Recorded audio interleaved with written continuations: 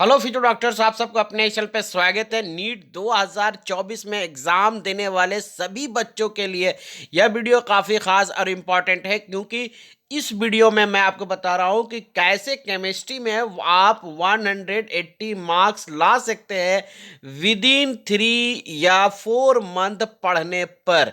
देखो, अभी जो है आपका जो भी वक्त बीत रहा है वह आपका क्या है, एक एक मिनट आपके लिए कीमती है। तो ये इस तरह का जानकारी बेहद ज़रूरी है कि आखिर हमें कुछ इंपॉर्टेंट चैप्टर पढ़ने के बाद हमारे मार्क्स कहाँ से आ जाएंगे और किस तरह से हमें पढ़ना चाहिए।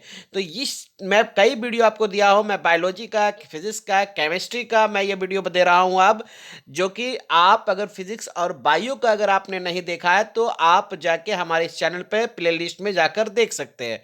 यहाँ मैं बता रहा हूँ नीट 2024 का जो नया सिलेबस आया है, जिसको एनएमसी ने ऐसे अपने वेबसाइट पे डाला, फिर एनटीए ने उसको मोहर मार दिया कि अब नीट 2024 का जो एग्जामिनेशन कंडक्ट किया जाएगा वो इसी सिलेबस पे किया जाएगा। तो नए सिलेबस में किस प्रकार से क्वेश्चन आएंगे, प्रीवियस ईयर्स में यानी पिछले बीते हुए एग्जामिनेशन 2023 में किस प्रकार से केमिस्ट्री में क्वेश्चन किसका चैप्टर का वेटेज ज़्यादा है, ये सभी चीज़ हम इस वीडियो में जानेंगे। सो वीडियो के साथ बने रहिए। अगर चैनल पर पहली बार आए हो तो चैनल सब्सक्राइब करके बेल नोटिफिकेशन ऑन कर लीजिए।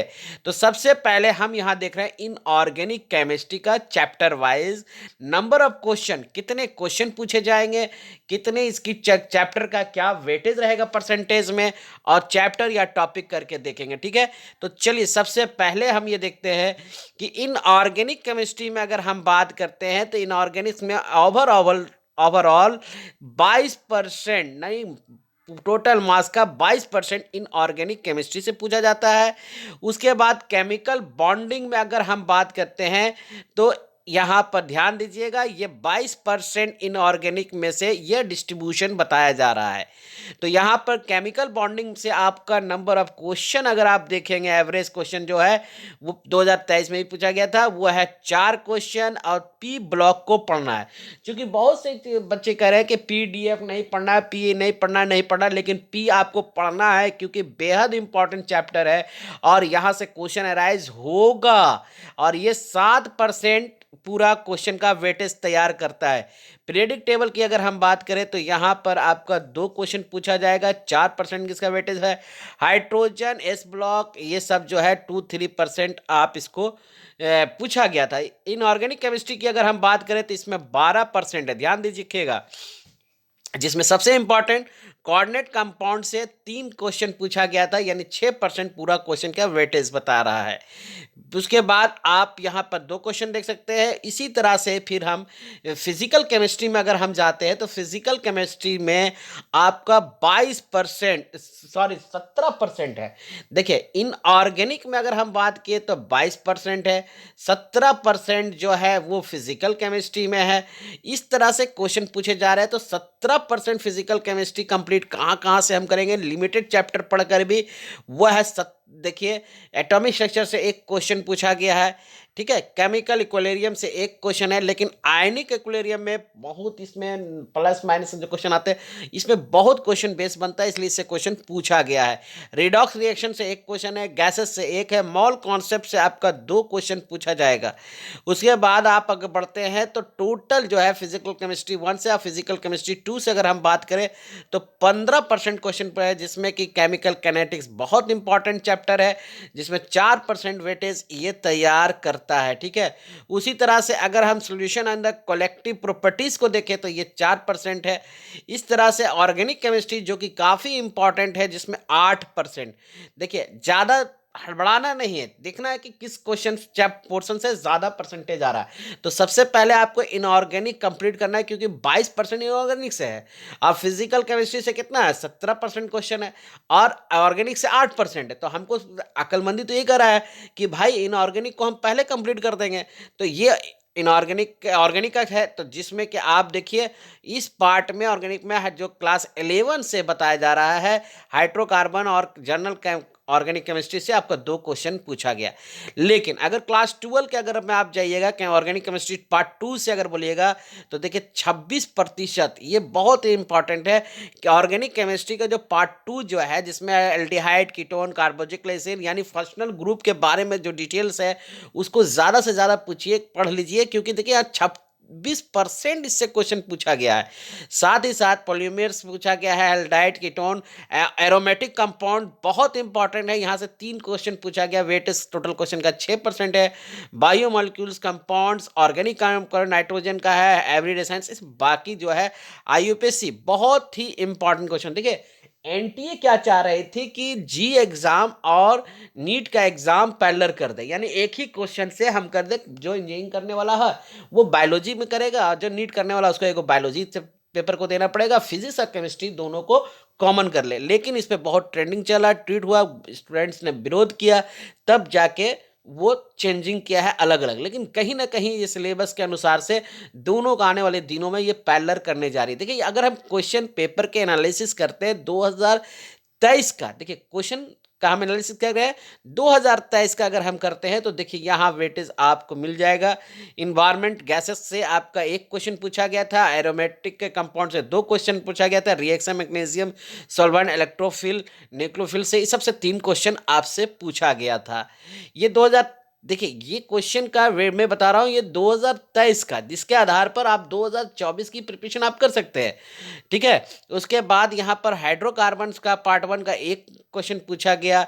उसके बाद केमिस्ट्री इन एवरीडे 1 क्वेश्चन है, सबसे ज़्यादा एक क्वेश्चन जो पूछा जा गया है वो आपका UPSC nomenclature fundamental organic chemistry से और carboxylic derivatives preparation of the hydrocarbon से पूछा गया है, जो 3-3 क्वेश्चन पूछा गया है। इसको एकदम पढ़ लेना आपके लिए बेहद ज़रूरी है। 3-3 क्वेश्चन पूछा गया, ठीक है। उसके बाद अगर आप बात करेंगे तो टोटल ये 18 हो गया। ऑर्गेनिक कंपाउंड से अगर आप देखेंगे तो chemical bonding and introduction bonding से 4 क्वेश्चन है, मेट्रोलॉजी से आपका 2 क्वेश्चन पूछा गया है, पीरियडिक टेबल से आपका 2 क्वेश्चन पूछा गया है। पीरियडिक टेबल बहुत अच्छे से पढ़ लीजिएगा।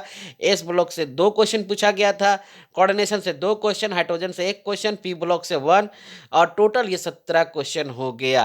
तो इस तरह से अगर आप देखेंगे तो पूरा इसको आप पढ़ लीजिए और बहुत आस्ते से इसको स्लो मोड में वीडियो देख लीजिए, तो आपको ये पता चल जाएगा कि हमें केमिस्ट्री में कहाँ पोर्शन से ज़्यादा। देखिए मेहनत हर कोई करता है, कुछ लोग क्या करते हैं दिन रात मेहनत करते हैं, कुछ लोग जो है स्मार्ट मेहनत करते हैं। जो लोग स्मार्ट मेहनत करते हैं ना वही लोग सक्सेस करते हैं और कम समय में बहुत ऊंचाइयों तक छूते हैं। तो ये आप पे डिपेंड करता है कि आपको स्मार्ट मेहनत करना है या फिर आप जैसे ड्रॉपर बहुत से लोग हो गए ड्रॉपर की तरह रहना है, या फिर आपको गवर्नमेंट कॉलेज में एंट्री लेना है, ये आप पे डिपेंड करता है, ठीक है। अगर हम यहाँ इसी वीडियो में अगर आपको दिखा दें कि तीनों जो ये तो केमिस्ट्री का देख लिया, अब तीनों पेपर में अगर आप चाहते हैं और स्मार्ट तरीके से हम पढ़ ले, कम से कम में अच्छा मार्क्स लिया है, तो केमिस्ट्री में क्या पढ़ना है, इलेक्ट्रॉनिक कॉन्फ़िगरेशन अच्छा से पढ़ लीजिए, हाइब्रिडाइजेशन पढ़ लीजिए, चार्ल्स लॉ पढ़ लीजिए, अब्बा प्रिंसिपल पढ़ लीजिए, ठीक है। ये काफ़ी इंपॉर्टेंट चैप्टर है केमिस्ट्री में। मॉल कॉन्सेप्ट आप पढ़ लीजिए, एटॉमिक नंबर्स पढ़ लीजिए, पीरियडिक क्लासिफिकेशन पढ़ लीजिए, ठीक है। हुंड्स रोल्स और ऑक्सीडाइजेशन रिडक्शन पढ़ लीजिए। केमिस्ट्री में अगर आप इतना पढ़ लेते हैं तो आपके मार्क्स आ जाएंगे।